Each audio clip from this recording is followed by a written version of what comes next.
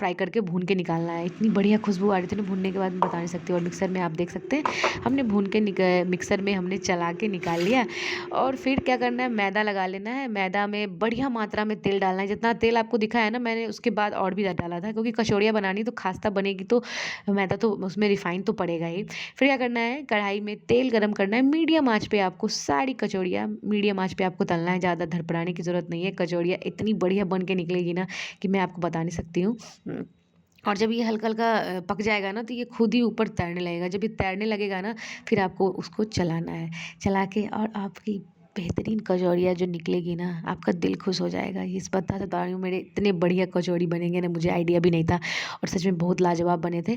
और इसको हमने खाया, चना का जो चना बनता है ना बिहार में इसको घुघनी बोलते हैं, हमने वो बनाया था। आम का सीज़न चल रहा है, मज़ेदार आम खाए और बढ़िया बढ़िया आप लोग भी खाओ खूब आम, बनाओ बेहतरीन कचौड़ी।